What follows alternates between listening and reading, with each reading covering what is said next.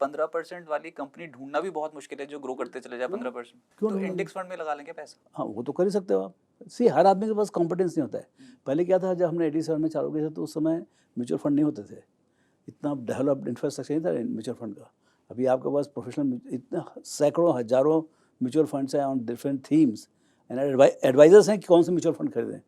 तो आप उनके पास जाओ, मतलब डिपेंडिंग ऑन योर एक्सेस, मतलब आप छोटे आदमी हो बड़े आदमी हो, depending on that you will get advisor, they will advise you what to do, whether to buy direct stock, whether to buy mutual fund. But now buying a stock or putting money in the stock market is very easy. 50, 60, 70 पैसे में आपको, मतलब direct stream में आपको mutual fund भी खरीद सकते हैं। यदि मान लो कुछ समझ में नहीं आता है तो आप इंडेक्स खरीद लो। आप इंडेक्स में आपको 10, 20, 25 पैसे में आपको इंडेक्स मिल जाएगा। चुप बैठे रहो, जैसे जो देश की हालत होगी वो आपकी हालत होगी। तो मेरे को जो समझ में आया, जैसे 1 करोड़ रुपए लगाया और इंडेक्स फंड ले लिया, सब कुछ ठीक ठाक चलता रहा तो ठीक, 5 साल में, लगभग 5 साल में पैसा डबल, थोड़ा और समय लग गया तो कोई बात नहीं, लेकिन डबल के बाद क्या फिर? और फिर डबल लाइफ है। तो 2 का 4, 2 का 4, 1 का 2, 2 का 4, 4 का 8। See the growth in the growth of wealth is exponential.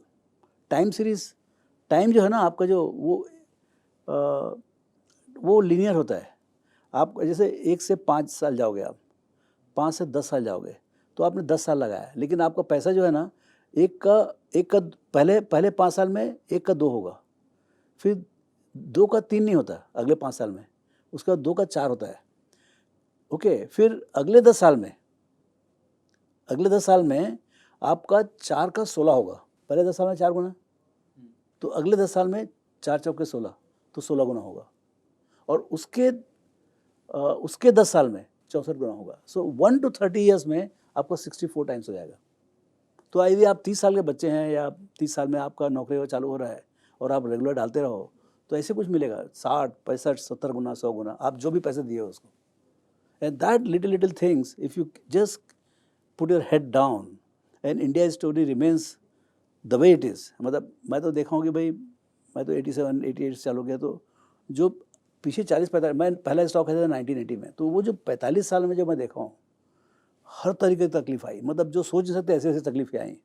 Bankruptcy, मतलब आपके पास पैसे नहीं थे, मतलब as a country didn't have money, 400-500 million dollar के लिए आप, मतलब सोना आपको बाहर भेजना पड़ा, ऐसे हालत आ गए थे 92 में। तो सो वहाँ से आपका कारगिल वार एंड क्या क्या नहीं हो, Y2K trouble, GFC trouble, now Iran trouble, सब करते करते ये सब आते ही रहेगा। ये दुनिया है, ये माया है सब। एक बार भी कॉन्फिडेंस नहीं हिला, मतलब कि ऐसे ऐसे झटके अरे लगे भाई, लेकिन स्टॉक बिजनेस मार्केट। में तो पैसे बनते हैं ना। मैं तो बिजनेस चला रहा हूँ ना, मैं तो मुद्रा उसाल चला रहा हूँ। वहाँ ठीक है, कभी जैसे 2008 हम कमाते थे, समझ लीजिए आप, जैसे बताया 1990 में हम कमाते थे करीब 10-15 लाख रुपया। जब फिर मेंबरशिप लिया हमने, मेंबरशिप ली तो हर समय तब बुल रन हुआ, हमने 30 करोड़ कमाए 2 साल के अंदर। फिर उसके बाद फिर वो शांत हो गया तूफान, फिर वापस 1-2 करोड़ रुपये कमाना चालू हुए, धीरे धीरे 1 करोड़, 1.5 करोड़ रुपये कमाना चालू किया। फिर धीरे धीरे फिर Y2K बूम चालू हो गया, तो वो जो पोर्टफोलियो था वो 100 करोड़ का हो गया 2000 में। ओके, फिर अब हालत ख़राब हो गई। अब 10, मतलब करोड़ रुपये से अब काम नहीं चलता, अब 10-20 करोड़ रुपये कमाना चालू कर दिए।